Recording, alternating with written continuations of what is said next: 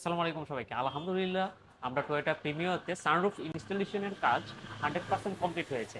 আমি যদি দেখাই, এইটার সানরুফটা অ্যাকচুয়ালি যেভাবে ইনস্টল করা হয়েছে সেটা হচ্ছে যে অন্য সানরুফের যে ছাদগুলো আছে ওইগুলো থেকে কাস্টমাইজ করে কেটে নিয়ে এরপরে ওইটার মেজারমেন্ট অনুযায়ী এটার ছাদ কেটে এরপরে আমরা সানরুফটা ইনস্টল করেছি।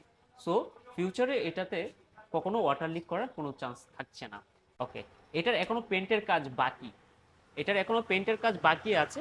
তো আমি যদি একদম জিনুইনের মতো আমি যদি আবার সিলিংটাও যদি দেখাই আপনাদেরকে, যে সিলিং এর যে ব্যাপারটা আছে সানরুফ ইনস্টল করার পরে অ্যাকচুয়ালি একদম জিনুইন যেভাবে থাকে, যেমন এই যে এই জিনিসটা এখন ময়লা আছে কারণ আমরা এখনো এটার ওয়াশের কাজটা করা হয়নি। এর আগে আমরা ভিডিওটা করে নিচ্ছি। তো এই যে কার্পেট যে শাটারটা আছে এটা কিন্তু জিনুইন সানরুফের সাথে আসছে।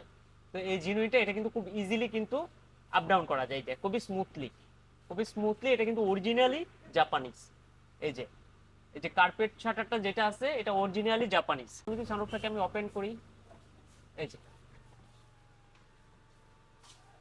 খুবই স্মুথলি কিন্তু সানরুফটা ওপেন হয়ে যাচ্ছে। আবার যদি আমি এটাকে ক্লোজ করে দিতে চাই খুব ইজিলি স্মুথলি কিন্তু এটা ক্লোজ হয়ে যাবে। এই যে এখন আমি যদি এটাকে টিল্ট করতে চাই, এই যে এখানে বাটনটা ধরে করলাম, এই যে টিল্ট হয়ে গেল। আবার যদি এটাকে ডাউন করে দিতে চাই, এই যে খুব ইজিলি স্মুথলি কিন্তু হয়ে যাচ্ছে।